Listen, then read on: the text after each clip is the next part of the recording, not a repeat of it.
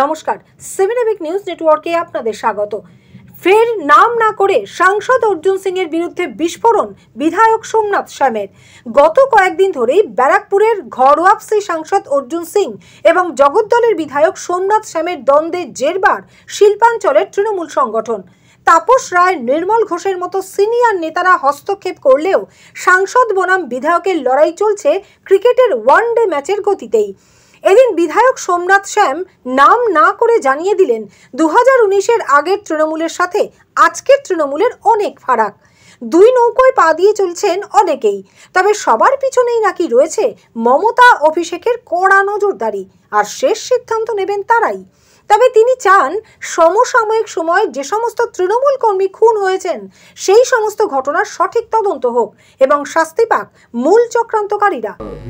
যারা আছে তারা দেখে নিক, বেছে নিক, সেটা দলকে জানাবো যে কারা আছে। এক পা অনেকেরই তৃণমূলে আছে আর বিজেপিতে আছে, সেটা দল চিহ্নিত করে অবশ্যই দেখছে। দল 2019-এর আগের দল আর 2019-এর পরের দল অনেকটাই তফাৎ। প্রত্যেকটি মানুষের পিছনে কেউ না কেউ র্যাডার লাগিয়ে রেখেছে, সেটা হচ্ছে অভিষেক বন্দ্যোপাধ্যায় দলটাকে সেইভাবে নিয়ন্ত্রণ করে নিয়ে এসছে। যা খুশি করলাম, যা খুশি বললাম সেটা হবে না। আমি যা বলছি সেটাও যাচ্ছে, অন্য কেউ যা বলছে সেটাও যাচ্ছে। তথ্য কার আছে সেটা আগামী দিন বিচার হবে। দলের কিছুটা দায়িত্ব তো আবার সুব্রত বক্সি করতে হবে। সুব্রত বক্সি আমাদের রাজ্য প্রেসিডেন্ট, রাজ্যর সভাপতি সম্মানীয়, উনি সবসময় দায়িত্বে ছিলেন এবং দায়িত্বেই আছেন। সেদিন তো আপনি জাননি মিটিংয়ে, আমাকে কোনো খবর দেওয়া হয়নি। তথ্য দিয়ে যা বলেছেন তথ্য দিয়ে বলবেন, তথ্যের বিষয়টা কি?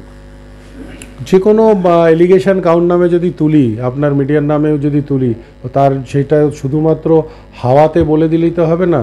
যত লোক যা বলে সেগুলো হাওয়াতে বলে, আমি যা বলি তথ্য দিয়ে বলি। অর্জুন সিং এর নামে যে তথ্য বলেছেন সেগুলো কি? আমি কোনো নাম উল্লেখ করে কারোর কিছু বলতে চাই না। আমি যা বলেছি, আমাদের তৃণমূল কংগ্রেসের যে যারা খুন হয়েছে, যাদের উপরে অত্যাচার হয়েছে, সেই বিষয়গুলো নিয়ে আমি তুলে ধরেছি এবং সে তথ্য আমি রেখেছি।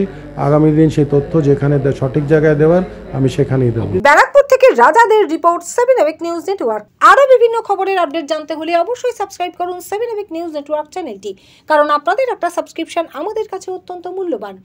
জয় হিন্দ।